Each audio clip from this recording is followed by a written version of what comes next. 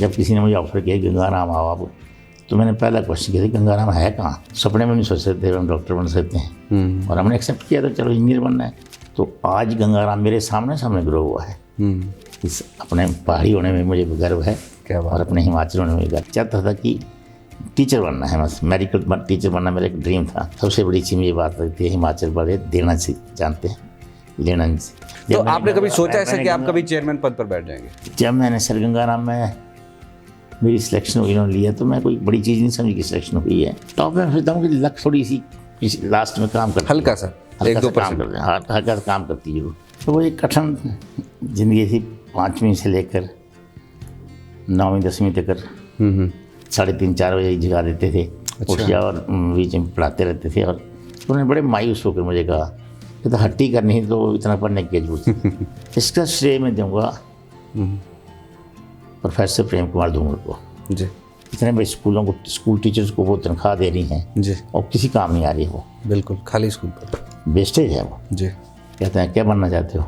मैं कहता मेरे पास तो कोई चॉइस ही नहीं, मैं तो एक ही बन सकता हूँ, इंजीनियर बनूंगा। कहते वैसे क्या बनना चाहते थे? ओके, देखो लाइफ उधर गई तो भगवान नहीं और क्या है। बिल्कुल सही। नमस्कार, लाइव टाइम स्ट्रीम में आप सभी का स्वागत है। मैं हूं मनोज ठाकुर। आपने सुना होगा कि कड़ी मेहनत का फल और हुनर को कोई रोक नहीं सकता, और सादा जीवन उच्च विचार, ये भी पंक्तियां आपने ज़रूर सुनी होंगी। लेकिन आज जिन शख्सियत के साथ हम बैठे हैं, बातचीत करने वाले हैं उनकी ज़िंदगी को लेकर, उन पर ये पंक्तियां बिल्कुल सही बैठती है। सादा जीवन और उच्च विचार। और ये हमारे हिमाचल प्रदेश के लिए बड़ी ही गर्व की बात है कि हिमाचल का बेटा इतनी बड़ी जगह पर अपना नाम बना रहा है, इतनी सफलताएं हासिल कर चुके हैं, और भी अन्य बहुत सी बातें हैं। एक एक करके हम इनसे जानेंगे, और मैं आपसे इंट्रोड्यूस करवाना चाहूँगा हमारे आज के मेहमान, Padmashri awardee doctor DS Rana ji, जो कि चेयरमैन है सर गंगाराम हॉस्पिटल के। सर, आपका लाइव टाइम स्ट्रीम में बहुत बहुत स्वागत है जी। बहुत सी बातें हैं सर जो हमारे जहन में हैं, और बहुत से जो बच्चे हैं वो भी आपको आइडल मानते हैं, जो स्वास्थ्य की दुनिया से जुड़े हुए हैं और अपना करियर उसमें बनाना चाहते हैं। और ये हिमाचल प्रदेश के लिए बड़ी गर्व की बात है कि आप एक छोटे से शहर के छोटे से कस्बे से निकलकर इतनी बड़ी पोस्ट पर बैठे हैं, जिसके शायद लोग सपने देखते होंगे। तो दिल खोल करके आज बात करेंगे। सबसे पहले आपकी अर्ली लाइफ के बारे में हम जानना चाहेंगे, उसके बाद फिर आपके डिपार्टमेंट्स पर भी हम आएंगे। बचपन आपका कैसा था, कहाँ पर आप पले बड़े, उस पर थोड़ा सा प्रकाश डालिए। मनोज, मैं इसी गांव में जिसका नाम दसमल है जी, यहाँ पैदा हुआ था। कशवानी एक छोटा सा गांव है जी। 1914 में पैदा हुआ था, और जी, पहले यहीं नज़दीक जो 3 किलोमीटर पर स्कूल है, प्राइमरी स्कूल, वो यहाँ हुआ। सरकारी स्कूल? सरकारी स्कूल जी। प्राइवेट स्कूल तो हमारे ज़माने में होते नहीं थे। जी जी। उसके बाद फिर मैं हाई स्कूल में दाखिल हुआ, जो हायर सेकेंडरी स्कूल बन गया बाद में। जी। वो यहाँ से लगभग 11-12 किलोमीटर है। ओके। जैसे देखते हैं पहाड़ में उतरना है, नीचे जाना है, नीचे जाना, तो लगभग मुझे वहाँ जाने के लिए 3-3.5 घंटे लगते थे। तो पैदल ही जाते थे? हाँ, पैदल ही जाते थे। कुंडे में तो हमने तो मैट्रिक देख कभी व्हीकल नहीं देखा था कोई। ओके। और नीचे पैदल ही नहीं जाते थे। रास्ते में बड़ी बड़ी 2 खड्डे आती थी, और उन खड्डों में जब बरसात में पानी आता था, भयंकर पानी आता था जी। तो उनमें पार करने के लिए भी जो लोकल झीर कहते हैं उनको, वो एक्सपर्ट होते हैं, तो मुझे अपने शोल्डर पर रखकर पार करा देते थे, कंधों पे रख कर जी। तो वो एक कठिन जिंदगी थी। 5वीं से लेकर 9वीं 10वीं तक, पर हमें कभी कठिन नहीं लगी उनसे। हमारा एक ध्येय था कि पढ़ना है। मॉर्निंग में ही दिनचर्या शुरू होती थी। 3-4 बजे उठ जाता था मैं। सुबह 3-4 बजे? 3-4 बजे, चाहे मैं जितने मेरे काम हो, मैं रात आप खुद उठते थे सर या घर वाले उठाते? घर वाले में अपने आप उठ जाता था। वैसे मेरे घर वाले भी उठ जाते थे। ओके। मेरी माँ भी उठ जाती थी, मेरे पिता भी उठ जाते थे। सबसे पहले मेरे पिताजी मुझे थोड़े गीता के उपदेश सुनाते थे 10-12-15 मिनट के लिए जी। फिर 10-15 मिनट के लिए छोटी सी, शुरू से मुझे इंग्लिश पढ़ाते थे, ओके। वो पढ़े लिखे थे। उतनी देर में माता जी गर्म पानी कर देती थी, जी। तो 4 बजे तक मैं नहा नू लेता था बाहर आंगन में। क्या बात है। और उसके बाद जो लालटेन रात से तैयार रखी होती थी उसको जला कर पढ़ना शुरू कर देते थे। सर मैं आपसे ये जानना चाहूँगा कि कहते हैं कि डॉक्टर यदि बनना हो और इस फील्ड में जाना हो तो बहुत पढ़ाई करनी पड़ती है, तो आप बचपन से ही खूब पढ़ाकू थे या शरारती भी थे? उस पर थोड़ी सी लाइट डालिए, प्रकाश डालिए थोड़ा सा। इसमें तो कोई शक नहीं, मैं बहुत पढ़ाकू था। जहाँ मैं अभी बैठा हूँ, ये मेरे जहाँ अस्पताल में बैठा हूँ आपके पास, जी जी। यहाँ एक छोटी सी पहाड़ी होती थी जिसके ऊपर एक आम का दरख्त होता था। ओके। और उसके ऊपर मैं बैठ कर जोर जोर से पढ़ता था। अच्छा। और हर एक चीज़ को कंठ मतलब याद ही कर लेता था। पढ़ता तो मैं था ही, पर मैं खेलता भी सब कुछ था। ओके। इवन लीडरी भी करता था। ऐसे कोई किसान मोर्चा कुछ ना कुछ करते रहते थे, समाज सेवा भी करते थे। ओके। तो सारे काम करता था मैं। पढ़ाई में तो मतलब पढ़ता ही था मैं, और हमेशा ही फर्स्ट आता था। कभी ऐसा हुआ हमेशा क्लास का मॉनिटर रहा। कभी स्कूल में डांट पड़ी हो टीचर से, या कुछ ऐसा रहा हो, शरारत की हो? मुझे सिर्फ एक दफ़ा याद है कि मैं थोड़ा लेट पहुंचा था 5 मिनट स्कूल में। हमारे प्रिंसिपल साहब तो बड़े सख्त थे, चाहे कोई पहुंचे में, हालांकि मॉनिटर मैं होता था, पर तो सबको बराबर ही देते सजा। अच्छा। तो 3 डंडे तब खाए थे। और एक दफ़ा भी मैं कोई शरारत की थी किसी के साथ, तो थोड़ी सी हेड मास्टर ने देख लिया। ओके। तब उसने कहा नहीं, पनिशमेंट तो जरूर मिलेगी आपको। अदरवाइज मुझे कभी याद नहीं कभी माँ बाप ने या किसी टीचर ने मुझे पनिशमेंट किया। माता पिता की यहाँ पर बात हुई है सर, तो थोड़ा सा आपके फैमिली बैकग्राउंड पर भी बातचीत करेंगे कि मेरे पिताजी जी 1928 के मैट्रिकुलेट थे जी। मेरे दादाजी ने उनको पढ़ाया था। उस टाइम जो नज़दीक सबसे नज़दीक स्कूल था वो अमीरपुर में होता था। अमीरपुर यहाँ से 18 किलोमीटर है। तो उन दोनों को पढ़े थे, वो आर्मी में थे। उनके ब्रदर और बड़े उनके रिकॉर्ड थे, आज भी रिकॉर्ड उनका लगा हुआ है। उनके छोटे भाई भी जो, उनको भी मैट्रिक कराई मेरे दादाजी ने जी। हमीरपुर से। फिर दोनों ही उन्होंने फौज ज्वाइन कर ली थी। ठीक है। दोनों ही सेकंड वर्ल्ड वार में गए। तो मेरे चाचा जी की तो वो सुभाष चंद्र बोस के साथ लापता हो गए, मतलब उनके साथ ही थे, लास्ट वो मिले थे। तो उसके बाद तो तब तक मैं पैदा नहीं हुआ था। अच्छा। तो पिताजी भी निराश हो गए, वो घर आ गए। उन्होंने प्रीमेच्योर रिटायरमेंट लेकर घर आ गए। उनके आने के बाद में 1 साल बाद 1.5 साल बाद पैदा हो गया। पर उनका बड़ा इन्फ्लुएंस था, बड़ा तो पढ़े लिखे माता थे। जी की बात हाँ, करें। फिर उन्होंने बाद में पिताजी ने मतलब खेती बाड़ी करते थे उन्होंने, और बाकी प्रधान थे।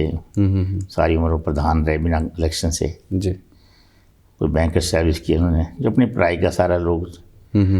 माता ये भी एक बड़ी सीधी सादी थी मेरी माँ। भगवान की पूजा करती थी। ओके। उन्होंने मुझे पूजा सिखाई है, वो आज तक मैं करता रहता हूँ। सुबह मुझे यही पता है कि माता जी ने उठकर सबसे पहले सिंपल तरीके से धूप जलाकर, धूप क्या होता, धूप नहीं होता उन दिनों, तो अंगारे पर घी शक्कर डाली और धूप बन जाता था, थोड़ा गोगो धूप डाल दिया, जी। सारे घर में घुमाती थी। डॉक्टर साहब जी, यहाँ पे मैं आपको दादी भी होती थी मेरी। जी जी। दादी बहुत प्यार करती थी। और दादी से बस ये छोटा परिवार था। 2 बहनों के बाद में पैदा हुआ था, तो बड़ा प्रेशियस चाइल्ड था। मेरे पास 2 भाई छोटे और हुए। ओके। तो मेरी छोटी फैमिली थी। और पिताजी क्योंकि रिटायर हो गए थे, जी। तो इतना ज़्यादा संपत्ति नहीं थी, पर उनके पास बस ये था कि पढ़ना है, पढ़ते जाओ जितना पढ़ना है। तो पढ़ाई जहाँ तक मेरी बाद में पढ़ाई मैंने की, तो मेरी दोनों बहनों ने मुझे मतलब सपोर्ट किया। जी, मैं पढ़ाई पर आऊँगा सर, लेकिन उससे पहले आप इतने बड़े डॉक्टर हैं, चेयरमैन हैं इतने बड़े हॉस्पिटल के, तो धूप और आरती जो पूजा है उसकी बात का मैं जिक्र ज़रूर करना चाहूँगा। साइंस इतना आगे बढ़ चुकी है, आप किस तरह से स्पिरिचुअलिटी को देखते हैं और कितना अहम मानते हैं पूजा पाठ या इस तरह की चीज़?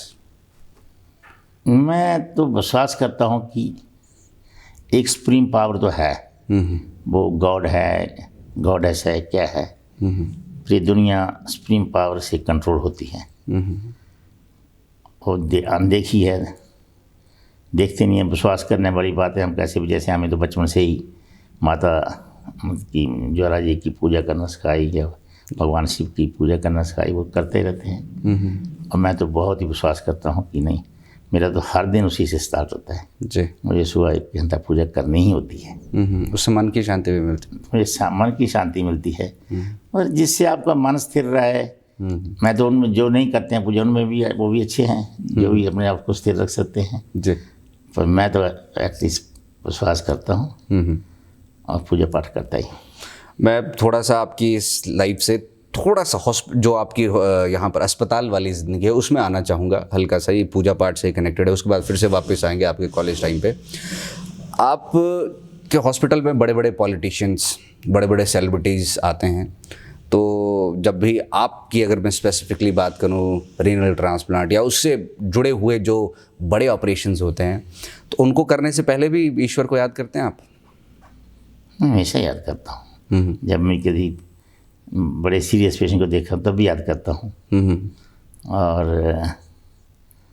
हमेशा मैं कहता हूँ जो कुछ हो रहा होता है मैं सोचता हूँ भगवान का हाथ होता है सारा। मैं सुबह ही बात करता हूँ भगवान से कि नहीं मेरे से किसी सबका भला ही भला हो, किसी का बुरा नहीं हो, किसी को बुरा नहीं सोचूं किसके बारे में, अच्छा करता रहूँ। दिन को रात को फिर सोता हूँ, फिर वही सोचता हूँ कि क्या बात, सब ठीक ठाक हो जाए बस।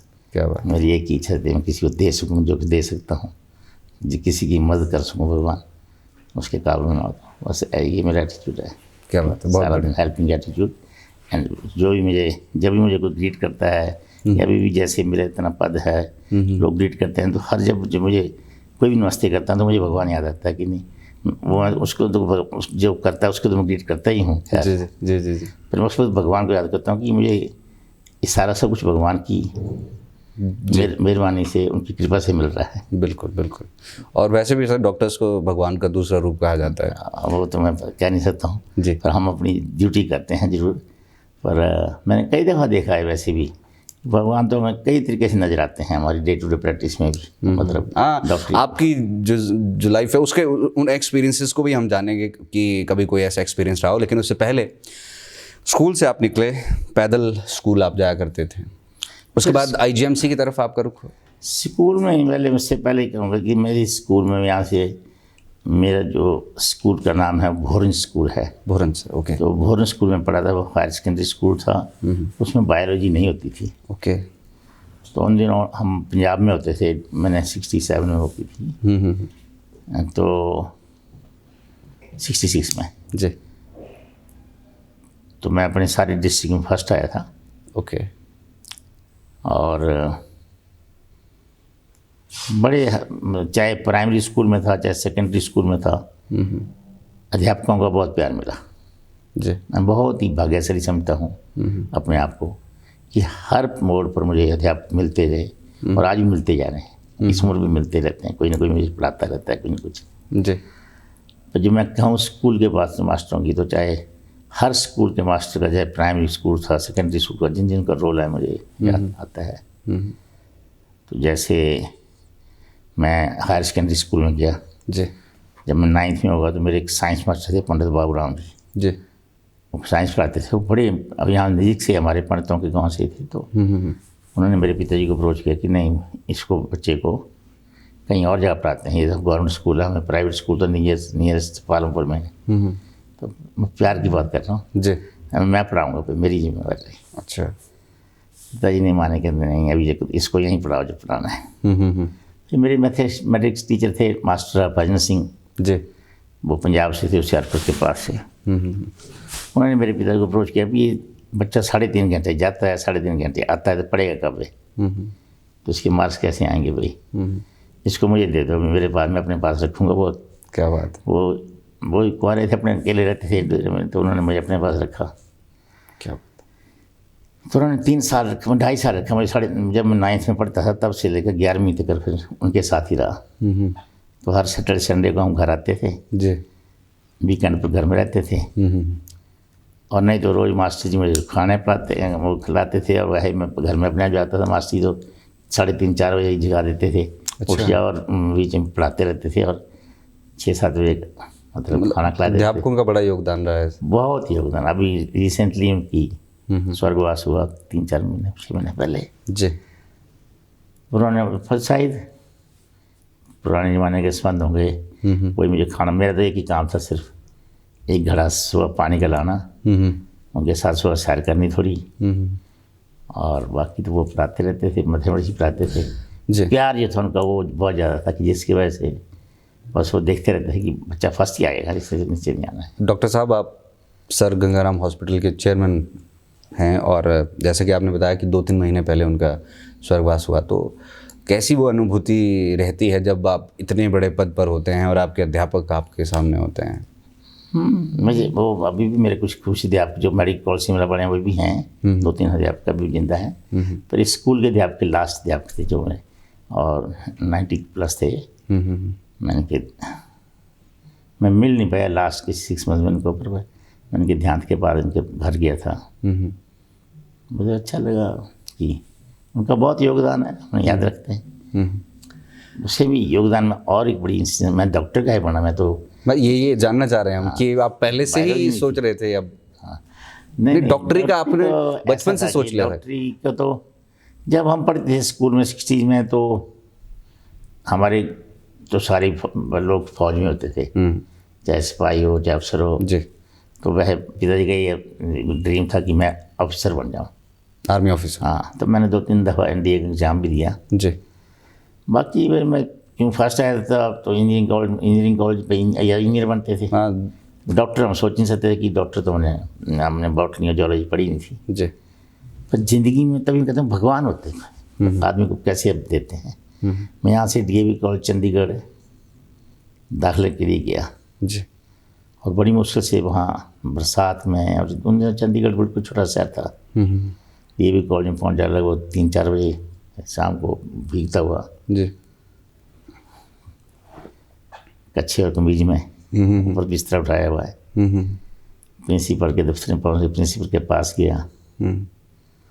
प्रिंसिपल को उन्होंने पूछा कहाँ से आए हो, तो मैंने बताया कि मैं ऐसे डिस्ट्रिक्ट कांगड़ा से आया। उन्होंने हिमाचल में नहीं पूछा कहाँ। प्रिंसिपल साहब जम्मू से गए थे, उसके बाद में पता लगा। तो पंडित लोकीनाथ ने अपने PN को बुलाया और कहा इनको हॉस्टल ले जाओ जी। मुझे हॉस्टल जाऊँ, ले दिया। उस उन्होंने इतना सुना था कि मैं फर्स्ट आया हूँ, ओके। उसके उन्होंने डिसाइड कर लिया कि इसको दाखिल करने दो। उस PN का मैं नाम नहीं भूलता हूँ, राम भरोसे जी ले गए, उन्होंने मुझे हॉस्टल में ले गए, हॉस्टल में सिखाया कैसे नहाते हैं कैसे करते हैं। उसके बाद मुझे कैंटीन में ले गए, भूख लगी थी, पहली बार लाइफ में उन्होंने मुझे खाने के लिए दिया, वो ब्रेड पकौड़े थे, मैं आज तक नहीं भूलता हूँ। ओके। 2 ब्रेड पकौड़े खाए, उसने कहा खाने में एक और खाया, तो ब्रेड पकौड़े में लाइफ में आज तक नहीं भूलता हूँ, उसकी एक यादें जुड़ी हुई हैं। जी बिल्कुल। और मैंने पूछा प्रिंसिपल उनसे, मैं क्या मैं दाखिल कब होऊंगा, कहते दाखिल हो तो आप हो ही गए, किताबें में ले आए मेरी साथ में, कहते आप तो अब इनके फ्री स्टूडेंट हैं, मेरिट स्टूडेंट हैं, आप तो कुछ कर देना लेना थोड़ी है। कहते कल 9 बजे आपने आना है प्रिंसिपल के पास। ठीक है। तो 9 बजे प्रिंसिपल के पास गया, तो प्रिंसिपल साहब ने बिठाया मुझे, मैं अपना पजामा कुर्ता पहन कर गया, हाथ धोकर। कहते हैं क्या बनना चाहते हो? मैं कहता मेरे पास तो कुछ चॉइस ही नहीं, मैं तो एक ही बन सकता हूँ, इंजीनियर बनूंगा। कहते वैसे क्या बनना चाहते थे? मैं क्या मेरा कुछ डॉक्टर बनना चाहता हूँ मैं। तो कहते डॉक्टर बना देते हैं। क्यों डॉक्टर बनना चाहते हैं? ओके। तो मैं अपने उनको माता जी की बताई, मेरी माता जी बीमार रहती थी, मैं क्या मैं बहुत इम्प्रेस हूँ डॉक्टरों की लाइफ से। कहते हैं फिर डॉक्टर बनाते हैं हम आपको।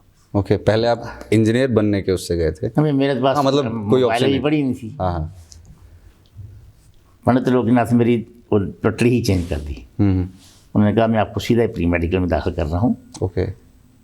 एक घंटे से बॉटनी के प्रोफेसर हेड को बुलाया, दूसरी से जूलॉजी के प्रोफेसर को बुलाया, उनके नाम भी मुझे याद है, डॉक्टर मेहरा, डॉक्टर माथुर। उनको बोला इस बच्चे को 3 महीने ट्यूशन पढ़ानी है, बच्चा लाइक है पढ़ने के लिए, पास हो जाएगा, सप्लीमेंट्री एग्जाम कर लेगा, मैं इसको सीधा ही प्री मेडिकल में ले रहा हूँ।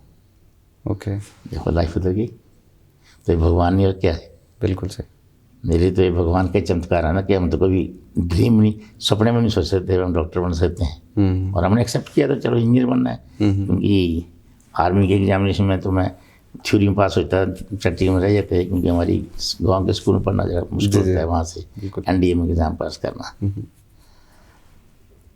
बस इस तरीके से ज़िंदगी बदल गई। फिर मुझे मतलब फिर मैं पंजाब यूनिवर्सिटी में 3rd आया, कहीं यूनिवर्सिटी कहीं फिजिक्स और मैथमेटिक्स में 1st आया। ओके।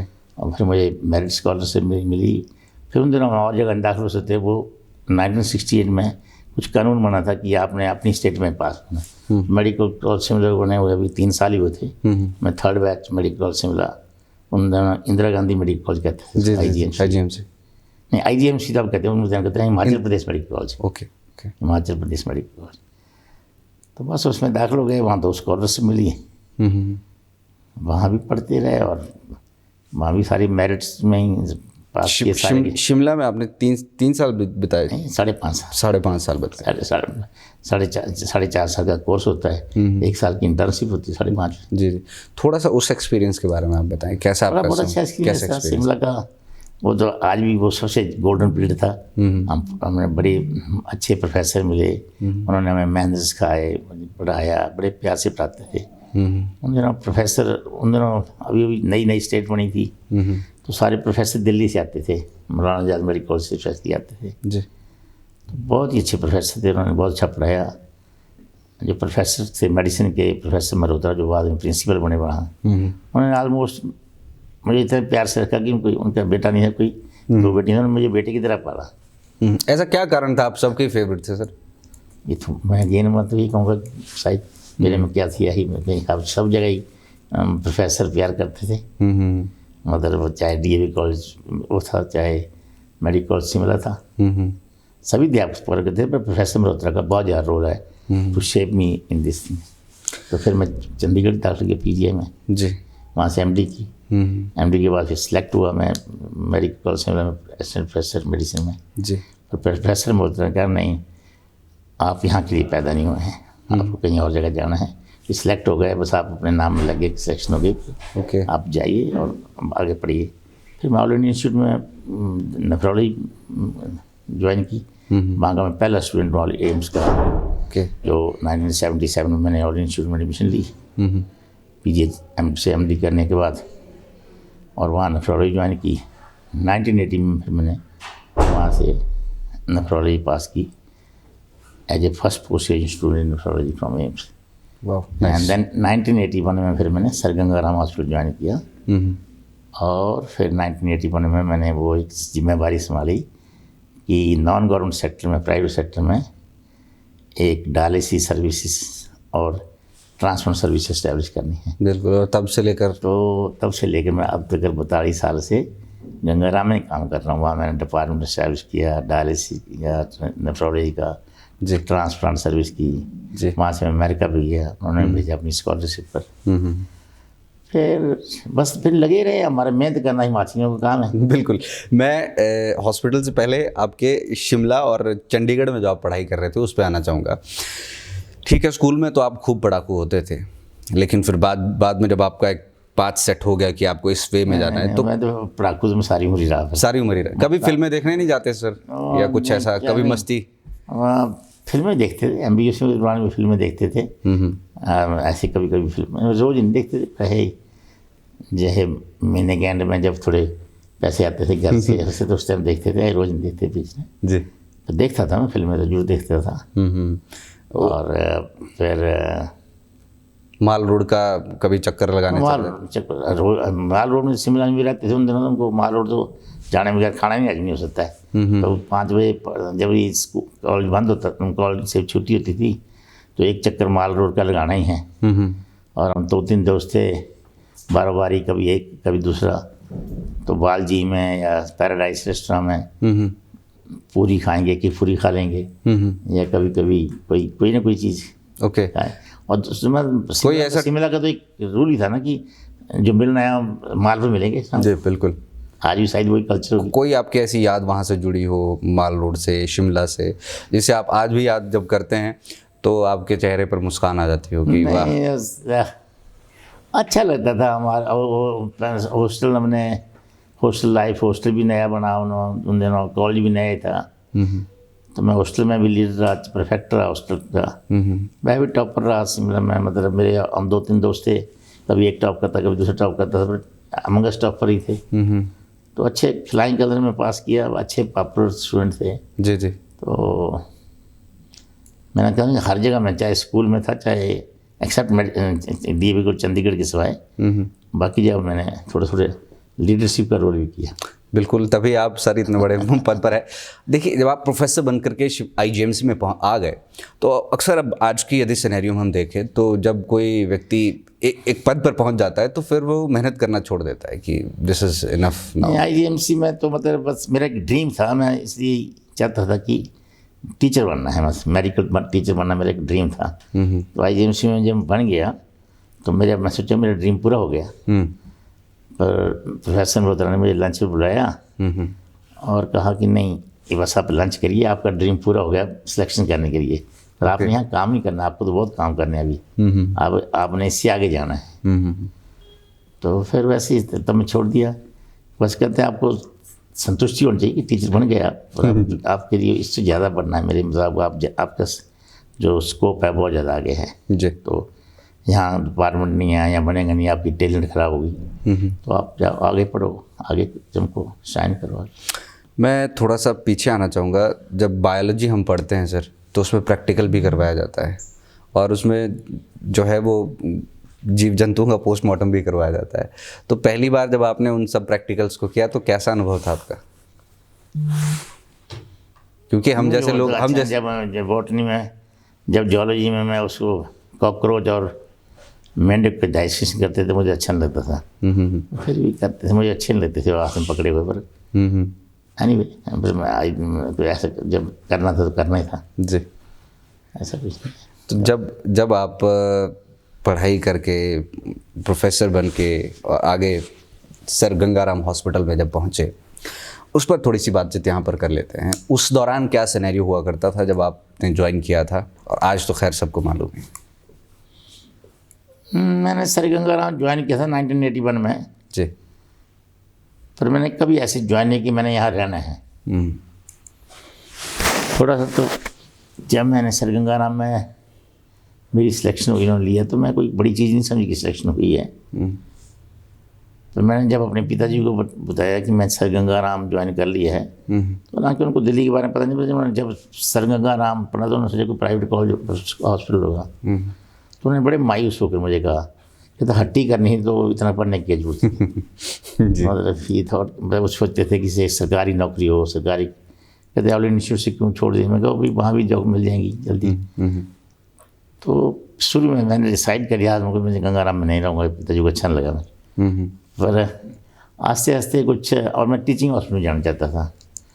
तो 2-3 साल में वहाँ एक प्रोफेसर केसी महाजन, जिन्होंने मुझे सेलेक्ट किया था, उन्होंने काफ़ी वहाँ टीचिंग एनवायरनमेंट बना दिया।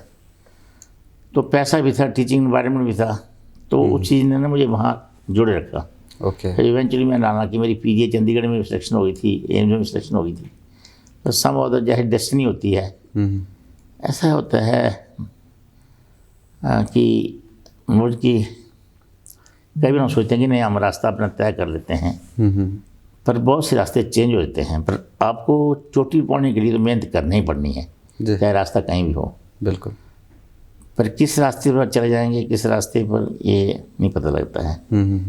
मैंने सोचा नहीं गंगाराम रहूँगा, पर गंगाराम अब 42 साल से काम कर रहा हूँ जी। और अब मैं सोचूं रेट्रोस्पेक्टिव में सोचता हूँ कुछ बुरा नहीं किया। बिल्कुल। उसी हॉस्पिटल में मुझे इज्जत मिली, वहीं से मुझे पद्मश्री मिला। बिल्कुल। वहीं से मैं वहाँ चेयरमैन बोर्ड ऑफ मैनेजमेंट रहा जी। 12 जो चेयरमैन बोर्ड ऑफ मैनेजमेंट की पोस्ट होती थी। खैर मैंने अपना, वो तो मेरा राइट है ये कि मैंने डिपार्टमेंट ऑफ सर्विस किया, नेशनल और इंटरनेशनल फील्ड में अपनी नेफ्रोलॉजी में नाम बनाया जी।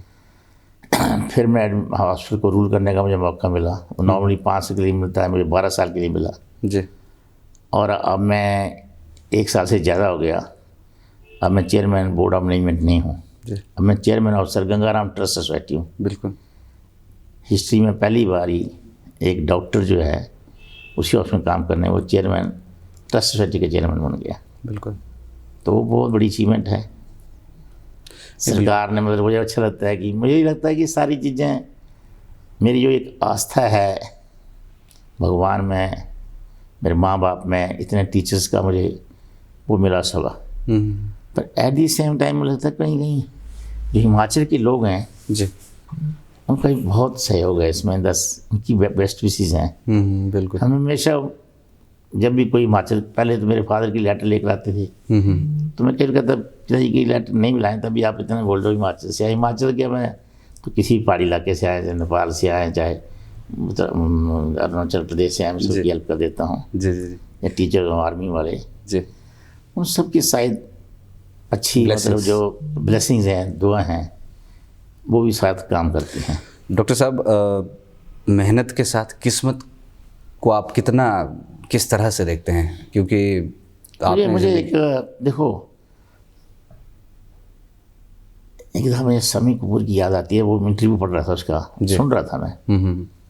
मैं तो लॉटरी तो कभी लाखों में किसी एक की निकलती है, वो तो लगवात होती है। जी जी। आपको 90-95% अचीव करने के लिए जो मेहनत करनी ही पड़ती है जी। पर आपके साथ हजारों लाखों लोग भी मेहनत कर रहे होते हैं। कई भी टॉप में तो एक ही पहुंचता है। जी। जैसे आपने कहा मुझे पद्मश्री मिला है जी, तो मेरे में, मैं तो नहीं लगता कि मेरे में कोई ऐसी होगी मैं ही पद्मश्री डिजर्व करता हूँ। मेरे करोड़ों लोग और डिजर्व करते होंगे। नहीं पहले भी, और आप पहले हिमाचली है पद्मश्री? नहीं वो लोग नहीं, मेरे से पहले भी एक डॉक्टर थे, पर वो नहीं है मेरा। उसमें भी तो और भी होंगे, और शायद यहाँ मैं उसको भाग्य, उसको शायद भाग्य था। मैंने तो मेरी चली रही थी, पर भाग्य से रिकग्नाइज हुई। सिमिलरली मैं चेयरमैन बना तो और भी लोग मेहनत कर रहे हैं। बिल्कुल। तो टॉप पर तो एक ही पहुंचता है ना। तो टॉप में सोचता हूँ कि लक थोड़ी सी लास्ट में काम करती है, हल्का सा 1-2% काम करते हैं, हल्का सा काम करती है जरूर। क्योंकि आपके जैसे ही कई और हैं जी, जो इतने लाइक होते हैं, आपकी तरह कंट्रीब्यूशन भी होता है उनका। तो थोड़ा भाग्य का तो काम थोड़ा सा तो है, पर काफ़ी भाग्य तक पहुँचने के लिए आपको मेहनत करनी पड़ती है। मेहनत बगैर काम नहीं मिल सकता कुछ भी। बाकी हिमाचलियों में हमारे एक हमारी जो स्ट्रेंथ है वो है हमारी ऑनेस्टी, हमारी इंटेग्रिटी, जिससे मतलब ना एक हमारी बहुत ही जो माँ बाप ने हर हिमाचली में भरी होती है ऑलमोस्ट। ऑनेस्ट लोग होते हैं, इंटेग्रिटी होती हैं, और हार्ड वर्क में तो पीछे किससे रहते नहीं हैं। बिल्कुल, दुनिया किसी कोने में हो। बिल्कुल। सबसे बड़ी चीज़ ये बात लगती है, हिमाचल वाले देना जानते हैं, लेना नहीं। बिल्कुल। कोई आपको आज तक भिखारी नहीं मिलेगा जो हिमाचल के अंदर है या हिमाचल के बाहर। तो मैं इसलिए इस अपने पहाड़ी होने में मुझे गर्व है, क्या बात, और अपने हिमाचल होने में गर्व है। बहुत बड़ी बात है सर, क्योंकि जब व्यक्ति इस पद पर या इस ऊंचाई पर पहुंच जाता है तो पीछे वाली चीज़ें जो है वो भूल जाते हैं। खैर, जो इनका सर का हिमाचल प्रदेश में भी हॉस्पिटल है उसके बारे में भी हम बातचीत करेंगे। लेकिन सर, डॉक्टर की अगर हम लाइन देखें, प्रोफेशन देखें, तो इसमें आए दिन ऐसा होता है कि आम जनमानस का गुस्सा भी कई बार झेलना पड़ जाता है। तो कभी आपके साथ भी ऐसा हुआ कि आपने? मैं भी एक डॉक्टर हूँ, ऐसे गुस्सा तो कभी कभी झेलने पड़ता है। बड़ी कम इंस्टेंसेस हैं जहाँ मतलब मेरे किसी पेशेंट के साथ ऐसी गुस्से वाली बातें हुई, बहुत कम। ऐसा नहीं कि रोज़ का था। मैं रोज़ कहूँगा कि आपके बिहेवियर पर डिपेंड करता है जी। डॉक्टरी में जहाँ तक डॉक्टरी करना है वो भी एक आर्ट है, पर एक पेशेंट के साथ कम्युनिकेशन मेंटेन करना वो भी एक आर्ट है जी। डॉक्टरी प्योर साइंस नहीं है। एक किसी आदमी ने अपनी लाइफ आपको संभाली है, पेशेंट ने, उसके साथ आपको रेपो मेंटेन करना है जी। बिल्कुल। ये रेपो आपको अच्छा मेंटेन किया रिलेशन के साथ और सबके साथ, तो लोग बाई एंड लार्ज आपको पूछते हैं, आपको सराहते हैं। ऐसा नहीं है कि जैसे थोड़ा हो गया कि तो लोग सोचते हैं कि प्रोफेशन थोड़ा बदनाम भी हो गया कुछ तब तक जी जी जी। पर मैं तो नहीं, मैं इस चीज़ को कंट्रीब्यूट नहीं करता। मैं तो कहता हूँ हम तो कहते हैं अगर जन्म में डॉक्टरी बने, एक बहुत अच्छा प्रोफेशन है। क्या बात है जी। सर, पद्मश्री को लेकर थोड़ी सी बात करना चाहेंगे। 4th हाईएस्ट सिविलियन ये अवार्ड है भारतवर्ष की, अगर हम बात करें तो मैंने तो कुछ सोचा नहीं था कि मैंने अप्लाई करना है, क्या एक मिलता है, मुझे पता नहीं था। मुझे किसी ने बोला कि अप्लाई कर देते हैं, कुछ करते हैं। पर इसका श्रेय मैं दूंगा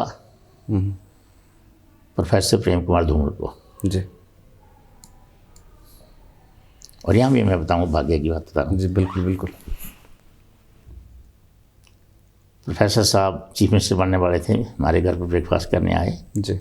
तो वहाँ हमारे एक दोस्त को भी मिला था पद्मश्री, वो भी आया, बुलाया था मैंने को। तो उनको बोला मैं पद्मश्री मिला है, बड़े बढ़िया गौरव से मैंने को वो किया। तो मैंने प्रोफेसर साहब को लगी मुझे पद्मश्री दिलाना है, कुछ करना है। उन्होंने उसी वक्त कुछ कर लिया कि नहीं मैंने इनको कुछ करना है। तो उसी साल मुझे उन्होंने इंस्पिरेशन अवार्ड दिया यहाँ, यहीं गांव के पास ही गंजान में फंक्शन हुआ था। और कुछ अपने आप ही उन्होंने उनके पीए ने अपने आप ही मेरे पीए से मेरा CV लेकर अप्लाई खुद ही कर दिया, खुद फ्लैग भर दिया। ओके। एंड बाद में भी ऐसा भी हुआ कि उन्होंने थोड़ा पता करने की कोशिश की मिल रहा है कि नहीं मिल रहा है। पता लगा कि नहीं अभी तो एप्लीकेशन अब रिजेक्ट हो गई, अगले साल तक करनी है, करेंगे। प्रोफेसर साहब ने मुझे कहा कि कोई बात नहीं, अगली बारी करेंगे। पर लास्ट 3 डेज में क्या हुआ कैसे हुआ मैं उसकी डिटेल, मुझे पद्मश्री का नाम मेरा आ गया जी। वहाँ मैं कहता हूँ लक, मैंने कुछ नहीं किया था, मैं किसी को अप्रोच नहीं किया था, पर कोई ऐसी सर्कमस्टांस बनी कि अपने आप ही नाम मेरा आ गया। बिल्कुल। तो 2009 में मुझे पद्मश्री मिल गया। उसके बाद 2015 में मुझे हिमाचल सरकार ने हिमाचल गौरव दे दिया जी। ये अवार्ड मिलते रहे, कुछ प्रेरणा मिलती रही। पर सबसे बड़ी बात थी कि मुझे चाहे प्रोफेसर प्रेम कुमार धूमल CM थे या चाहे राजा वीरभद्र सिंह थे जी, सबसे बराबर प्यार मिला। मैं इसी बात में आने वाला था। राजा वीरभद्र मुझे बहुत प्यार करते थे। और उनके और प्रोफेसर साहब जो हमारे घर रिश्तेदार भी हैं। जी जी।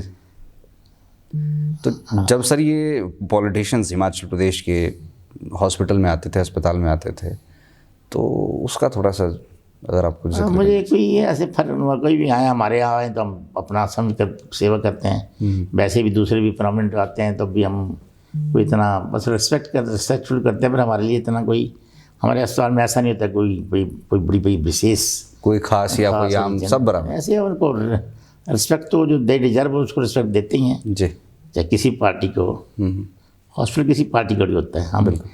मैं किसी पार्टी, हम सबका रिस्पेक्ट करते हैं।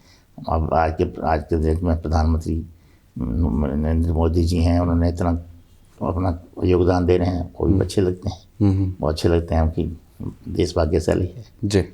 हमें कोई किसी पार्टी का मतलब नहीं, जो अच्छा कर रहा है तो अच्छा है, बाकी उनकी अपनी पॉलिटिकल लाइफ है, उससे हमें कुछ करना नहीं होता है। बिल्कुल बिल्कुल सही बात।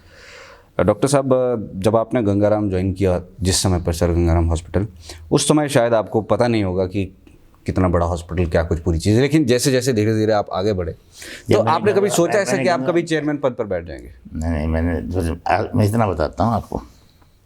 जब मैंने ज्वाइन किया था गंगाराम, जब किसी ने मुझे ऑफर किया गंगाराम आओ आप, तो मैंने पहला क्वेश्चन किया था गंगाराम है कहाँ, मैंने तो कभी नाम नहीं सुना था जी। फिर वो मुझे डॉक्टर सुरेंद्र कुमार साहब आते थे, वहाँ काम करते थे, उन्होंने कहा मैं ले जाऊँगा आपको। तो ज्वाइन करने की बड़ी लंबी चौड़ी कहानी मैं नहीं बताना चाहता, पर वहाँ जब ज्वाइन किए थे तो मुझे प्रोफेसर KC महाजन होते थे, वो वहाँ उस टाइम चेयरमैन थे। ओके। तो उनके शब्द मुझे अभी भी याद आते हैं। उन्होंने कहा बेटा you are not born even with steel spoon, but we are providing you silver spoon and sky will be limit if you can work hard here। और उन्होंने उसी वक्त कहा था कि मैं चाहूँगा कि कोई दिन आप इस कुर्सी को ऑक्यूपाई करें।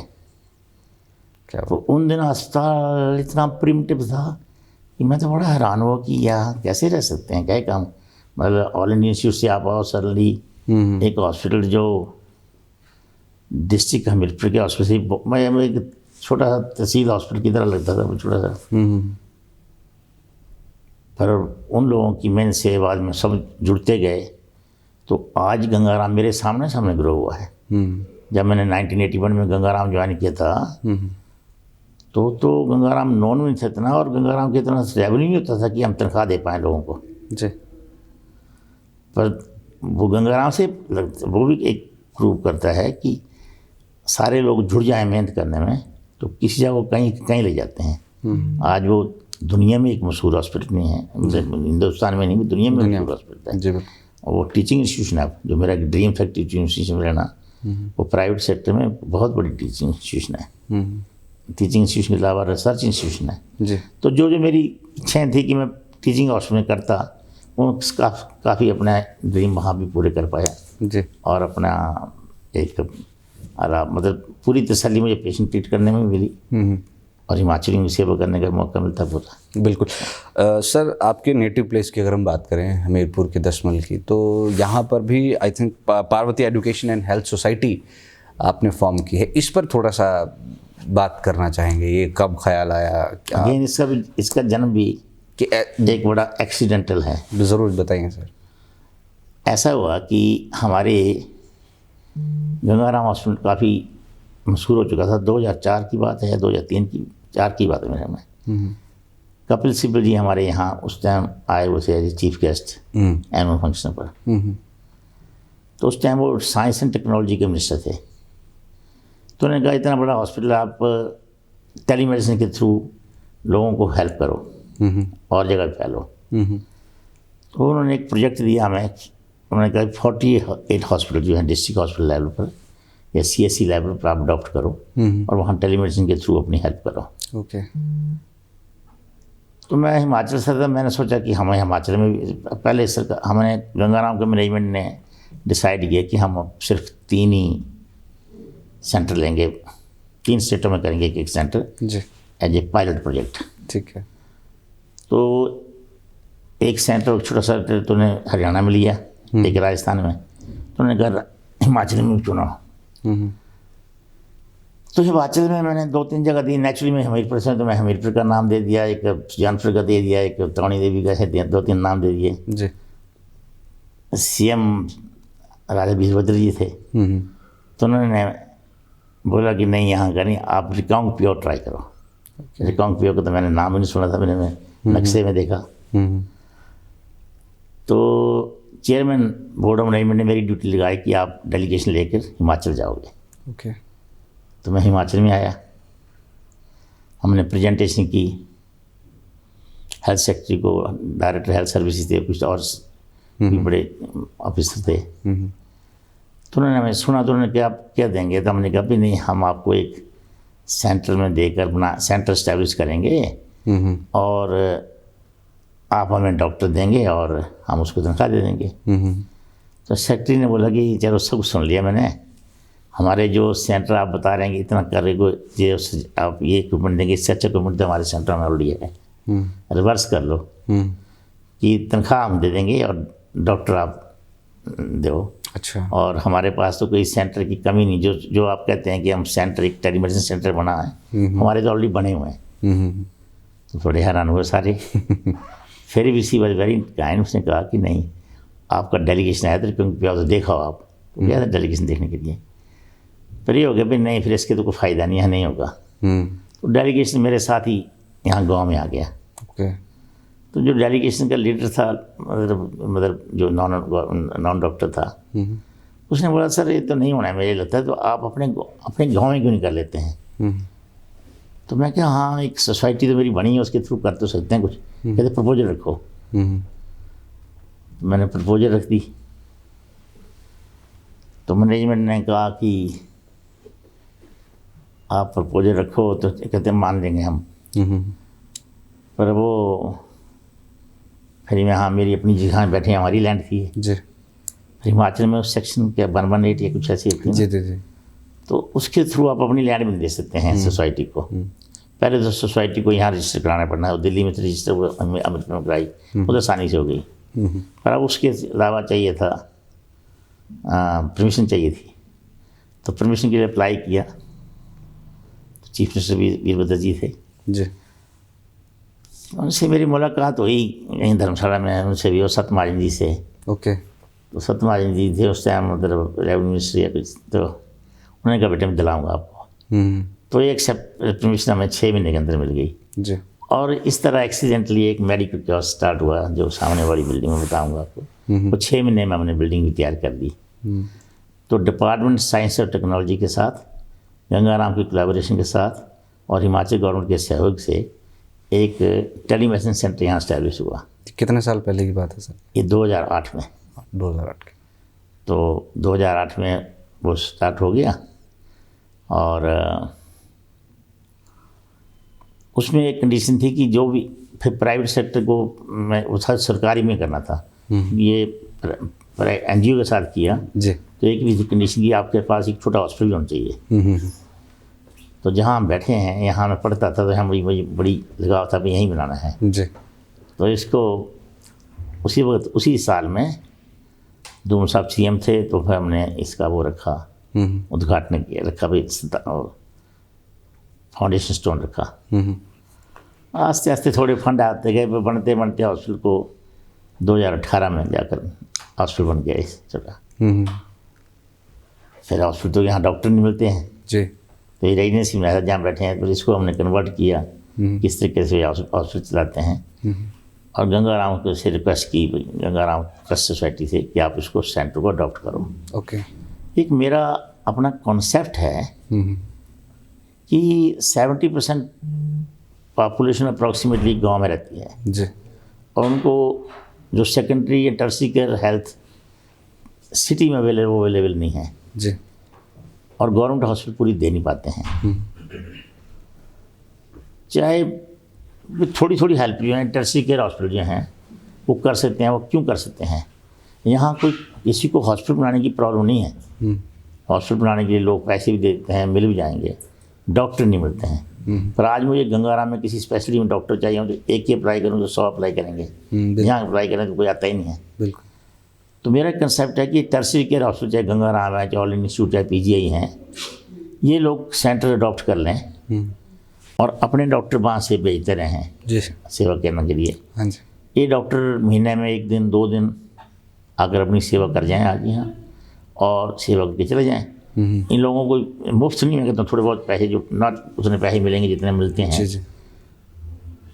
तो उस तरीके से वो अपना एक किस्म का योगदान दे सकते हैं सोसाइटी की तरफ। आफ्टर ऑल इसी सोसाइटी ने उनको पढ़ाया है जी। इसी सोसाइटी ने कंट्रीब्यूशन किया, कंट्रीब्यूशन सारे देश का है ना। तो इस तरीके से कुछ ना कुछ समुद्र में कुछ बूंदें डल सकती हैं। जी। जैसे मेडिकल कॉलेज बनते जा रहे हैं तो कोई डॉक्टर और भी ज़्यादा हो जाएंगे। तो उसी कंसेप्ट पर मैंने सर गंगाराम ट्रस्ट सोसाइटी को 2018 में मैंने मनाया। ओके। और उन दिनों गवर्नर थे हिमाचल के देवव्रत जी। आचार्य देवव्रत। उनको मैंने एक छोटी ही मेल लिखी, मैं उनको जानता नहीं था भाई कि मैं ऐसे इसी कंसेप्ट में करना चाहता हूँ, बोली क्या आप आ सकते हैं उसको उद्घाटन करने के लिए। बिलीव मी, उनका within few hours I got answer कि I will be to happy to inaugurate it. Okay. तो 28 अप्रैल 2018 में देवव्रत जी ने और सैम तब के चीफ मिनिस्टर सब आए थे और हेल्थ मिनिस्टर, तो उन्होंने इसको इनॉग्रेट किया। ओके। तब से ये अस्पताल आस्ते आस्ते लॉस हुआ। पिछले साल से अब हम ब्रेक इवन करते जा रहे हैं जी। अब ये हालांकि हिमकेयर की और आयुष्मान भारत पे सारे केस होते हैं यहाँ, जी। तसल्ली मुझे होती है कि वो एक्सपेरिमेंट सक्सेसफुल हो गया। जी। अभी भी आपने देखा होगा, आपके सामने सर्जन गया, बिल्कुल। ये अब यूरोलॉजी टीम आई थी तो लगभग 24 सर्जरी करके गए यहाँ से पिछले 2 दिनों में, तो ये चले गए। अब कल का दिन सर्जरी होगी, परसों जनरल सर्जरी वाले ऑलरेडी उनके लिए लाइंड अप है 45 सर्जरी, ओके। वो करके चले जाएंगे। तो इस तरीके से चल रहा है। आप इमेजिन कर सकते हैं इस गांव में जहाँ प्राइमरी सेंटर यहाँ से 10-12-15 किलोमीटर दूर है, जी। मेडिकल कोई सब सेंटर नहीं है। और मेरा अपना बेटा जो ऑर्थोपेडिक सर्जन है, जो जॉइंट रिप्लेसमेंट सर्जन है, पहले अपने टीचर के साथ आता था, 50 साल जॉइंट उन्होंने अपने टीचर के साथ किए और उन्होंने उसकी हेड होल्डिंग की अच्छी से। अब 300 से ज़्यादा नी रिप्लेसमेंट इस सेंटर में हो चुके हैं सक्सेसफुल। यहाँ पर? हाँ, यहाँ कोई 300 सारे हिमाचल में नहीं होने, मेडिकल कॉलेज में नहीं होने मेरे ख्याल। सर 300 नी रिप्लेसमेंट और हीप रिप्लेसमेंट यहाँ हो चुकी हैं इस गाँव में। फिर यहाँ यूरोप सारी हाई एंडल सर्जरी होती है। आप जब विजिट करोगे ऊपर तो यहाँ का एनवायरनमेंट, यहाँ का जो ऑपरेशन थिएटर है वो उसका, और जब गंगाराम में जाते हैं तो उनको कोई डिफरेंस नहीं है, एक जैसा है, तो उनको कोई फर्क नहीं पड़ता कि जो डॉक्टर आते हैं खुशी खुशी आते हैं। डॉक्टर भी वहीं से आते हैं सर? डॉक्टर सारे गंगाराम से। यहाँ 2-3 डॉक्टर हैं जो मतलब यहाँ ही काम करते हैं। एक डॉक्टर जिसका नाम मैं मेंशन करना चाहूँगा, वो लेफ्टिनेंट कर्नल KM सिंह हैं। वो पीडियाट्रिशियन थे, फिर उनको अल्ट्रासाउंड सिखाई, उनको अडल्ट मेडिसिन सिखाई। वो तब से 2008 से जुड़े हुए हैं, वो तब से यहाँ काम कर रहे हैं। वो भी एक बड़ी की पर्सन है, उनकी वाइफ और बहुत सारे की पर्सन हैं। तो सारे लोग, मेरी फैमिली सारी जुड़ी रहती है। सारे लगे रहते हैं। मतलब एक कहाँ से लोग आते हैं सर यहाँ पर ट्रीटमेंट के लिए? यहाँ तो मैं तो कहता हूँ सारे हिमाचल से आ जाते हैं। मतलब अब यहाँ अब कल भी मैंने धर्मशाला से पेशेंट देखे। मेरे लिए तो खैर पेशेंट कहीं से जब मैं आता हूँ तो कहीं शिमला तक भी पेशेंट आ जाते हैं सारे। पर भाई बिलासपुर, हमीरपुर, मंडी, बिलासपुर, ये जो मेजर सर्जरी हैं उनके लिए बड़े बड़े दूर से आते हैं। हमको एडवर्टाइज नहीं करते हैं। अब वो मौत तो मौत हो गई बस। मैं इसी पॉइंट पर आने वाला था सर कि शायद बहुत कम लोगों ने इस हॉस्पिटल का नाम सुना होगा। इसलिए क्योंकि सम अदर नाम ने गंगाराम को भी एडवर्टाइज, हमारे पास मार्केटिंग एजेंसी नहीं है गंगाराम में भी। जी जी। यहाँ भी मुझे कई लोगों ने कहा, मैं कि ऐसे ऐसे हमारे कौन सा कमर्शियल वेंचर तो है नहीं कि हमने वो करना है, जगह जगह वो होल्डिंग कर लगानी है। थोड़ी थोड़ी एक करते रहते हैं, भाई आ गए बस अपना व्हाट्सअप ग्रुप बना रखा है या कुछ ऐसे। पर आस्ते आस्ते अब जो है ज्वाइंट रिप्लेसमेंट के लिए बेटे के पास सारी जगह से आते हैं। मतलब कुल्लू, मनाली, जम्मू तक पेशेंट आ गए हैं। तो लोगों को जो एक आप करा के जाएंगे, कोई आगे बता देंगे। अफोर्डेबिलिटी के बारे में? अफोर्डेबिलिटी तो मतलब ये सारा हिमकेयर पर चलता है। तो barely we are able to meet the expenses. पर बड़ी मतलब एक बड़ा मतलब जो अच्छी न्यूज़ नहीं है कि लेकिन सारा प्रैक्टिकली जो हिमकेयर है ना स्पेशली दे है, हाँ जी हाँ जी, इसमें कोई डिस्क्रिमिनेशन नहीं किया इनकम की। सभी को सबके पास कार्ड है। बिल्कुल। तो इस तरह की अच्छी बात है, सरकार है कर सकती है। तो इससे अच्छा क्या हो सकता है? फंडामेंटल रिक्वायरमेंट है, फंडामेंटल आपकी राइट है फॉर हेल्थ जी। पर इसमें अब वो पैसे का चक्कर है कि पैसे 6-6 महीने 4-4 महीने सरकार से नहीं आते हैं। यस। चलो हमारे तो यहाँ कुछ डोनेशन से इस टाइम भी हमारे पास लगभग 2.5 करोड़ रुपये लोन है आयुष्मान भारत और हिमकेयर का। बिल्कुल। तो चलाना मुश्किल है ना, ये सब छोटे छोटे हॉस्पिटल नहीं चल सकते हैं। तो हमारा तो प्योर हॉस्पिटल, यहाँ तो कोई कैश वाला पेशेंट आता ही नहीं है। नहीं, टोटली आइदर ECHS, हिमकेयर और आयुष्मान भारत। पहले 2018 में चला था तो पहले साल में 69 लाख का काटा पड़ा था, फिर 59, 57 हुआ। आस्ते आस्ते कम करते करते लास्ट ईयर शायद थोड़ा सा 1-2 लाख रुपया मतलब हो गया था कि जो हम मीट आउट कर सकते हैं एक्सपेंसेस। पर हमारा तो आइडिया एक समाज सेवा करना है। तो ये यहाँ तो वही, और हम डॉक्टरों को थोड़े पैसे दे देते हैं ताकि वो इतनी दूर से आते हैं तो चलो उनका लॉस होता है। जहाँ अब गंगाराम से जब आते हैं तो उनका लॉस होता है, but they don't mind now. वो एंजॉय करते हैं, चलो थोड़ा यहाँ आओ। हाँ, अच्छा हिमाचल यहाँ रहते हैं, खाना खुना खा जाते हैं, उनकी भी take care of their transport everything. बिल्कुल। थोड़े पैसे भी दे देते हैं जी। तो उनकी भी एक CSR रिस्पॉन्सिबिलिटी की तरह सोसाइटी को सर्व कर जाते हैं। बिल्कुल। आई विश कि हम कुछ और सेंटर ऐसे खोल सकें। गंगाराम को मैंने, अब तो मैं ही हेल्म ऑफ अफेयर पर हूँ, तो हम प्रेस कर रहे हैं कि हम और सेंटर भी जहाँ जहाँ जरूरत है गाँव में खोलें। इसी पॉइंट पर आने वाला था सर कि हिमाचल प्रदेश की जो इस समय पर यदि हम हेल्थ इंफ्रास्ट्रक्चर की बात करें तो उसको आप किस तरह से देखते हैं? आपको नहीं लगता कि बहुत ज़्यादा ज़रूरत है IGMC और टांडा को? सब जगह ही मतलब अच्छी बात है। अब तो हिमाचल प्रदेश में 7 मेडिकल कॉलेज हो गए, बट मेरे आने वाले समय में मुझे लगता है काफ़ी डॉक्टर हो जाएंगे। तो मुझे वही उम्मीद है कि ऐसे सेंटरों में भी डॉक्टर शायद मिल जाएंगे कि यहाँ आज ज़रूरत है कि लोकल डॉक्टर मिल जाएँ। क्योंकि तो मैं इसी उम्मीद पर जी रहा हूँ कि जब तक मैं तो अब 75 हो गया, तो मुझे कभी डर भी लगता है कि आगे क्या होगा, मेरे बाद क्या होगा। मैं सोचता हूँ नहीं, जिसका जन्म भगवान ने दे दिया, मैंने तो मेरे अंदर कभी लाइफ में मैंने कभी नहीं सोचा कि मैं हॉस्पिटल बनाऊंगा या हॉस्पिटल छोटा बना। मेरे लाइफ में बनाने का एक ही था कि अपने इलाके में स्कूल जरूर बनाऊंगा। तो मैं कई सोच वो नहीं फुलफिल हुआ अभी, क्योंकि मुझे हमेशा ही लगता था कि हमारी स्कूलिंग अच्छे स्कूलों में नहीं हुई। जब हम देखते हैं ना अपने साथ जो शहर के बच्चे होते हैं और वो फास्ट बोलते हैं, तब हमें महसूस होता है कि नहीं हम भी अच्छे स्कूल में पढ़े होते तो शायद हम और एक्सेल कर जाते। बिल्कुल। वो अलग बात है कि हमने उसके बावजूद हम पहुंच गए वहाँ। कई बच्चे होते हैं जो अंडर कॉन्फिडेंस होते हैं। मेरे ख्याल में ज़्यादा बच्चे ऊपर पहुँच जा सकते हैं। तो मेरा भी वो ड्रीम रहता है, पर वायबिलिटी नहीं होती है स्कूल की, वो भी प्रॉब्लम हो रही है।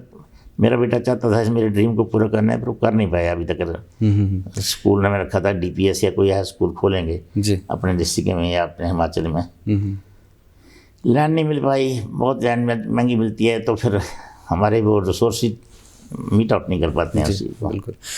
डॉक्टर साहब, यहाँ पर एक चीज़ और जानना चाहूँगा। एक तो स्कूल के कॉन्टेक्स्ट में बात रही, यदि प्रदेश सरकार की तरफ से आपको फॉर एग्जांपल ऑफर आता है कि भाई आप टांडा या IGMC इस लेवल का एक बड़ा अस्पताल बनाने में हमारी मदद कीजिए, कुछ इस तरह का प्रोजेक्ट आता है, तो आप कुछ विजन्स देखते हैं उस तरह? मेरे ख्याल में अब ज़रूरत नहीं रही है वैसे। ये जो हॉस्पिटल बने हैं ना, जैसे अब बिलासपुर एम्स बन गई, हमीरपुर में मेडिकल कॉलेज बन गया, में सुंदरनगर में मेडिकल कॉलेज है, चंबा में है, सब जगह उनको स्ट्रेंथन करने की जरूरत। इनको स्ट्रेंथन करने की जरूरत है। जैसे टांडा भी पहले आज से 10-15 साल पहले इतना अच्छा हॉस्पिटल, पर अब टांडा बहुत मतलब हो गया, क्योंकि टाइम लगता है इनको, फैकल्टी मिलने में टाइम लगना है, एम्स को भी टाइम लगना है। पर अगले 10 साल में ऐसे कम 10 साल से पहले नहीं बनेंगी। 10 साल में एम्स अच्छी हो जाएगी, अच्छा रेफरल सेंटर हो जाएगा, आपको चंडीगढ़ जाने की जरूरत नहीं पड़ेगी। फैकल्टी मिलने में ना हर एक चीज़ को ये देखना कि बच्चा आस्ते आस्ते बड़ा होता है। अब उसको फैकल्टी मिलेगी, हिमाचल की फैकल्टी मिलेगी, वो स्टेबल फैकल्टी होगी, वो फैकल्टी वहीं से पैदा होनी है, वो वहीं से ही मेडिकल कॉलेज शिमला से एम्स से निकलेंगे बच्चे, जो ब्राइट बच्चे होंगे वो वहाँ रह जाएंगे, तो वो अच्छी फैकल्टी बनेंगे। अल्टीमेटली तो बिल्डिंगों से थोड़ी चलता है, मतलब हॉस्पिटल या कोई भी, वो तो टैलेंट चाहिए ना। अब यहाँ भी चल रहा है, छोटा सेंटर है, तो वो टैलेंटेड डॉक्टर तो वहाँ से आ रहे हैं ना, गंगाराम से, वो फेमस डॉक्टर हैं, वो भी यहाँ आते हैं तो सर्विस कर जाते हैं, तो अच्छी तरह हो जाती है। वैसे ही आपके सारे हॉस्पिटल जो हैं ये, इनको अगले जितने मेडिकल कॉलेज हैं, इनको ऑलमोस्ट 7 to 10 ईयर्स लगने हैं जब तक इस्टेब्लिश होंगे। आपको बड़े प्राइवेट सेंटर की या बड़े जैसे गंगाराम जैसे हॉस्पिटल की जरूरत नहीं रहेगी जी। और यहाँ के लोग वैसे भी उतनी ज़्यादा अफोर्ड भी नहीं कर सकते हैं, बिल्कुल। तो गवर्नमेंट सेक्टर में काफ़ी अच्छे मिल जाएंगे, और जिन्होंने अफोर्ड करना है, जो अफोर्डेबिलिटी है, वो वैसे भी यहाँ करेंगे, अपने चले जाते हैं दूर अफोर्ड करने के लिए जी जी। इसलिए अब पॉपुलेशन इतनी करनी, मैं वो भी सोचा बड़ा स्टडी के स्कूल भी, लोगों की यहाँ पढ़ाने की इच्छा बहुत है, बच्चे सब पढ़ाना चाहते हैं, पर अफोर्डेबिलिटी तो इशू है ना, बिल्कुल। और जिनकी अफोर्डेबिलिटी है वो यहाँ पढ़ाते नहीं, और दूर पढ़ाते हैं। तो आप स्कूल भी अच्छा खोल देते हैं यहाँ, तो कैसे खोलना है, मतलब वो जो अफोर्ड करते हैं वो बाहर जाते हैं। आप देखेंगे कि आप सनावर स्कूल में गया था मैं बच्चे की वजह से ही, जस्ट टू सनावर में, फिर वहाँ एक पाइन ग्रुप स्कूल देखने के लिए गया था, बड़ा अच्छा लगा उनसे बात करके। तो वहाँ ऑलमोस्ट 90% बच्चे बाहर से हैं, बिल्कुल। हिमाचल के बच्चे 10% बहुत कम है, वो तो बाहर से आए हुए हैं।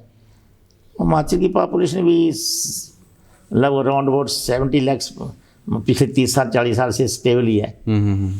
पर फिर भी मुझे हिमाचल का बहुत ही लोग मेहनती हैं यहाँ। आज देखो, आज पीजीआई चंडीगढ़ में चले जाओ, आप गवर्नमेंट कॉलेज चंडीगढ़ में चले जाओ, फिर गवर्नमेंट यूनिवर्सिटी में चले जाओ, वहाँ देखो हमारे हिमाचली रहे ना, डायरेक्टर रहे, प्रोफेसर हैं, डॉक्टर जगत राम रहे, लाल राज बहादुर रहे। दिल्ली में कोई हॉस्पिटल नहीं है जहाँ हिमाचल का परमानेंट डॉक्टर नहीं होगा, कोई हॉस्पिटल नहीं है, प्राइवेट या गवर्नमेंट। एम्स में भी हमारे बड़े अच्छे हैं। हिमाचल छोटी स्टेट है, उसकी representation specially in medical field IPS ये वेरी डिसप्रपोर्शनल अच्छी है। उसका कारण ये है कि मेहनती हैं लोग, मेहनती और निकल जाते हैं। तो मैं तो कहता हूँ, काफ़ी लोग, मैं बड़े लोगों को मिलता हूँ दिल्ली में जो बड़े अच्छे, मैं तो वैसे बड़ा खुश हूँ, मेरी तरफ से यंग लोग जब प्रोग्रेस कर रहे हैं, मेरी तरफ से दुनिया के किसी भी कोने का हो, तभी मुझे अच्छा लगता है। देखो अपने ऊपर जा रहे हैं, अमृत भाई निकले हैं जी, स्पेशली जब हिमाचल के निकले होते तो और बड़ी खुशी होती है कि कुछ ना कुछ कर रहे हैं, बिल्कुल। तो खुशी मिलनी चाहिए कहीं के भी हो दुनिया को। मैं कहता हूँ हर एक आदमी का है, कितने से कितना आदमी छोटी जॉब पर हो या कोई छोटा बड़ा नहीं है, हर एक का एक ही उद्देश्य होना चाहिए कि इस धरती को, इस दुनिया को खूबसूरत बना रहने के लिए। और मैं उसके लिए एक ही कहता हूँ, वो बस एक ही है कि एटीट्यूड ऑफ गिविंग हो, और लव ऑल, मैं कहता हूँ, हमेशा कहता हूँ, love all, serve all, hurt never, help ever. अपने सब की मदद करो, और किसी के आप प्यार नहीं कर सकते तो घृणा मत करो, और मतलब इस तरीके से करते रहो, ऑनेस्टी से और इंटेग्रिटी से, कभी आप धोखा नहीं खा सकते। सर मेरे 2 प्रश्न अब रहेंगे, कंक्लूड भी हम करेंगे। एक प्रश्न तो मेरा ये है कि जिस तरह से यदि हिमाचल प्रदेश के हेल्थ इंफ्रास्ट्रक्चर पर अगर हम बात करें तो कहीं ना कहीं वो लैकिंग हमें देखने को मिलती है कि डॉक्टर्स नहीं, ऐसा नहीं। क्या सरकार ने सर गंगाराम हॉस्पिटल के साथ कुछ ऐसा प्रपोजल रखा कि आप अपने डॉक्टर हमें भेजिए, या कुछ इस तरह की चीज़? ऐसा कोई हमारा सरकार के साथ ऐसा कुछ नहीं। सरकार की कई मजबूरियाँ भी होती हैं। सरकार की मजबूरियाँ जो हैं वो सरकार का एम्पैनलमेंट करना, वो करना। हमारे एम्पैनल था तो हम थे, पर ऐसा नहीं है। पर फिर भी जो मैं देखता हूँ आंकड़ों से, हिमाचल सरकार का और हिमाचल प्रदेश की जो एजुकेशन और हेल्थ सेक्टर है वो नंबर 2 पर है एज कम्पेयर टू इसमें क्या कहते हैं केरला के बाद हिमाचल का नाम आता है। वो अलग बात है कि सेटिस्फैक्ट्री नहीं है, पर फिर भी हमारे हॉस्पिटल तो आई बिलीव मेरे इतना नॉलेज नहीं है, पर फिर भी इक्विप्ड हैं मतलब। और ये तो मैंने उस टाइम देखा था, हमारे वेल इक्विप्ड हॉस्पिटल तो हैं ही हैं, और मैन पावर भी अभी आई रही है, तो इतना बुरा हाल नहीं है हमारी स्टेट में एज कम्पेयर टू कई स्टेटों। इतना बुरा हाल नहीं है यहाँ, फिर भी हेल्थ केयर, जबकि यहाँ एक लॉजिस्टिक प्रॉब्लम है ट्रैवल की। और थैंक गॉड मतलब तो हमारे रोड्स जगह जगह रोड्स हैं, जगह जगह वो बने हुए हैं। तो मैं इतना डिससेटिस्फाइड नहीं हूँ। मैं सोचता हूँ कि सरकार जो करनी चाहे, अच्छी बात ये भी है यहाँ कि सरकार कोई भी है काम तो करती रहती है, पर लोग काम तो करा लेते हैं चाहे कांग्रेस की हो चाहे भारतीय जनता पार्टी हो, तो काम उतना का तो ले ही लेते हैं, बराबर का काम ले लेते हैं। तो सारी सरकारें काम करती हैं यहाँ वैसे, तो ऐसा नहीं है कि मतलब इतनी अनसेटिस्फैक्ट्री कंडीशन नहीं लगती मुझे। बाकी आप लोग यहाँ रहते हैं, मैं तो घर यहीं आता रहता हूँ ना, मैं तो अपने तरीके से जो कर सकता हूँ, मुझे सेटिस्फैक्शन मिल रही है, थोड़ा कर सकता हूँ, इतना कर सकता हूँ मैं जी। पर बाकी हमारे जो राजनीतिक दोस्त हैं वो जब भी कभी बात करते हैं तो उनको कुछ न कुछ जवाब देते रहते हैं जी। सर आपकी लाइफ का जो एक गुरु मंत्र है वो क्या है, और जो नए एस्पिरेंट्स हैं, जो नए बच्चे हैं जो इस फील्ड में आना चाहते हैं, उनके लिए आप क्या एक सलाह देना चाहेंगे या क्या मैं तो ये बोलूँगा कि भाई अपना ध्येय बना लो, क्या करना है। फील्ड हर आदमी को हर फील्ड में टॉपर पढ़ने की जगह है। ये नहीं है कि आपने डॉक्टरी बनना है, इंजीनियर बनना है या कुछ बनना है। आजकल तो देखो कहाँ, जब हिमाचल बना था तो कहते थे सारे इस पार्ट के पंजाब जो हमीरपुर वाले कहते हैं भूखे मर जाएंगे हम पंजाब से। आज कहाँ भूखे मर रहे हैं, आज तो मतलब अनाज भेजते हैं बाहर। तो कोई भी फील्ड हो आप प्रोग्रेस कर सकते हैं, और जो हमारे 3-4 पिलर हैं, ऑनेस्टी, इंटेग्रिटी और ट्रांसपेरेंसी से काम करना, वो करते रहें और हार्ड वर्क कम करें जी। Hard work, integrity, honesty and transparency से काम करो। माँ बाप की सब मतलब वो भी अच्छी है कि यहाँ माँ बाप की काफ़ी रिस्पेक्ट करते हैं जी, वो है। बाकी मुझे एक चीज़ का बड़ा दुख होता है जो मैं अब सुनता रहता हूँ कि ये जो ड्रग एडिक्शन है और ये है, इससे छुटकारा कहे तो ये तो बिल्कुल भयंकर चीज़ है, तो नहीं होनी चाहिए। तो एडिक्शन जो है ना उसका क्या है किया जाए, ये सरकार को सोचना होगा, लोगों को सोचना होगा। पर अल्टीमेटली तो मैं उन आदमियों से, मैं सरकार से नहीं एक्सपेक्ट करता हूँ ज़्यादा कुछ भी। सरकार तो एक जो है घर में फैमिली हेड होता है, उसने थोड़ा बचा ही देना होता है। यहाँ तो हर एक चीज़ को सोचते हैं कि सरकार करेगी। आप क्या करोगे सर? जी बिल्कुल, आप भी तो इस पार्ट हैं, डेमोक्रेसी में यू आर पार्ट ऑफ सरकार जी। तो सब हर एक आदमी को सोचना चाहिए, चाहे वो अफसर है चाहे PN है, वो अपना अपना रोल प्ले करते हैं। और जो भी यंगर जनरेशन है उनके लिए मैसेज मैं ही दूंगा कि हार्ड वर्क करो, आप कुछ भी अचीव कर सकते हैं। और बिना हार्ड वर्क से कुछ नहीं मिल सकता है सही। और मतलब अपने गुरुओं का आशीर्वाद लो। सबसे पहले तो माँ बाप ही एक लिविंग गॉड्स हैं। वो बाकी तो भगवान देखे नहीं देखे, पर वो तो आपको भगवान हैं ही हैं। क्या बात है। उन्होंने आपको पैदा किया और आप भाग्यशाली होंगे कि आपको अच्छे अध्यापक मिलें। और अध्यापकों की जो हमारे ज़माने में तो अध्यापक हमारे लिए एक किस्म के भगवान ही होते थे। बिल्कुल। उन्होंने तो अभी जरा अध्यापकों की पोजीशन थोड़ी हो गई, डिग्रेड हो गई, पर ये भी प्यार भी एक गिव एंड टेक है ना, वो दोनों तरफ ही कुछ प्रॉब्लम है जी जी बिल्कुल। तो ये बड़ा विषय है कि जैसे देखो, एक मैं आपको और बता रहा हूँ, मैंने अपना स्कूल बनाया था, सरकारी स्कूल बनाए हैं। अब हिमाचल में सरकारी स्कूल जो खाली पड़े हैं, यस, इसका कारण क्या है? लोगों में भूख है अपने बच्चों को एजुकेशन देने की। और उस भूख का कारण क्या था कि हमारे लोग सर्विस करते थे, बड़े बड़े लोगों अफसरों के साथ रहेंगे, काम करेंगे, उन बच्चों को देंगे। तो जो भी कोई आता है, हिमाचलियों का एक ही ध्येय होता है कि बच्चों को पढ़ाओ और अच्छा से घर बनाओ। तभी देखेंगे हिमाचल में सुंदर घर होते हैं सबके, यहीं देखो कितने सुंदर घर हैं। बिल्कुल। और बच्चों को पढ़ाते हैं, तो बच्चों को पढ़ाने के चक्कर में वो अच्छा स्कूल में पढ़ाने जाते हैं। अब अच्छे स्कूल, एक बड़ा स्टैंडर्ड का स्कूल जिसमें एक हॉलिस्टिक एजुकेशन हो, वो स्कूल बहुत कम है। वो तो सिर्फ शिमला या सोलन है, उसमें जो मैं जहाँ बताया जो जहे स्कूल है, ये हिमाचली में अवेलेबल नहीं है। बिल्कुल। पर ऐसे स्कूलों की ज़रूरत है।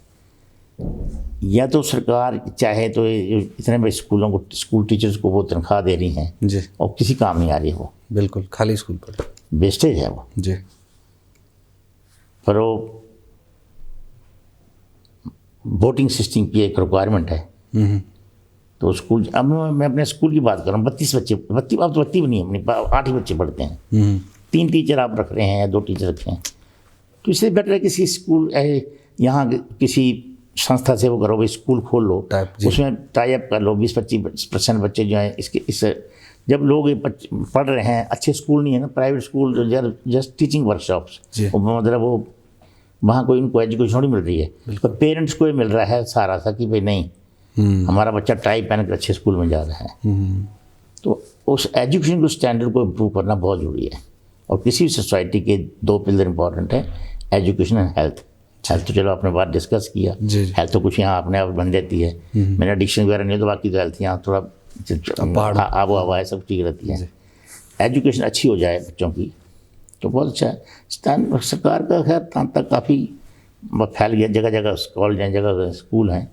स्कूलों का स्टैंडर्ड जरा स्ट्रेंथन करने की ज़रूरत, स्कूलों का स्टैंडर्ड करना बहुत जरूरी है। कॉलेज तो अच्छे हैं सब जगह, स्कूल्स के भी जरा अच्छा हो जाए ना। और स्पेशली स्कूल जब खाली पड़े हैं, सरकारी कई जगह स्कूल बिल्कुल बंद पड़े हैं, बिल्कुल, तो इसका सरकार कोई फैसला ले नहीं पाती है, वो पॉलिटिकल मजबूरी है। बिल्कुल जी, बिल्कुल। डॉक्टर साहब, आपने अपना कीमती समय हमारे साथ साझा किया, नहीं आपका बहुत बहुत धन्यवाद। और ये हिमाचल प्रदेश के लिए बड़ी गर्व की बात है कि डॉक्टर साहब हमीरपुर से संबंध रखते हैं और सर गंगाराम हॉस्पिटल के चेयरमैन हैं। और ये अपने आप में बहुत बड़ी बात है। ये हॉस्पिटल ना सिर्फ भारत में, पूरे दुनिया भर में प्रसिद्ध है और दूर दूर से लोग यहाँ पर आते हैं। बड़े बड़े फेमस पर्सनैलिटीज़ यहाँ पर पहुँचती है, चाहे पॉलिटिकल लीडर्स है। और उस हॉस्पिटल को एक तरह से रन करना या सारी चीज़ें देखना, वो अपने आप में एक बहुत बड़ी बात है। और ये हिमाचल प्रदेश के लिए बड़ी गर्व की बात है। सर, आप हीरे हैं हिमाचल प्रदेश के, और आपने हमें कीमती समय दिया, आपका बहुत बहुत धन्यवाद। आपसे बहुत से बच्चे इंस्पिरेशन लेंगे, और आप सच में ही सादा जीवन उच्च विचार जो एक पंक्ति है, उसके हिसाब से हम कह सकते हैं कि वैसा ही आपका व्यक्तित्व है। आपका बहुत बहुत धन्यवाद सर। बस इसके लिए मैं भगवान से, गॉड की ग्रेस है कि माइंड फ्लूटर नहीं किया जी। उसके लिए भी हमेशा मॉर्निंग में प्रार्थना करते हैं कि ये भगवान किसी भी हालत में माइंड फ्लूटर नहीं, हम ज़मीन से जुड़े रहें। बिल्कुल, बहुत अच्छी बात है। हम भी यही दुआ करते हैं और यही बात मन में लेकर चलते हैं कि भाई कुछ आप भी ऐसा करें जिससे आपके मन को शांति मिले, पीस मिले, चाहे वो प्रार्थना हो या फिर कुछ और चीज़ हो। लेकिन कोशिश यही करें कि अच्छे मार्ग पर चले, सद्मार्ग पर चलें, ऑनेस्टी के साथ चले, जैसे कि डॉक्टर साहब ने कहा। अभी के लिए फ़िलहाल मैं मनोज ठाकुर लेना चाहूँगा आपसे इजाज़त। देखते रहिए live times TV for honest reporting. इस खास इंटरव्यू पर साथ दिया senior video journalist Ajay Bhati ji ने। धन्यवाद। जय हिंद, जय भारत, जय हिमाचल।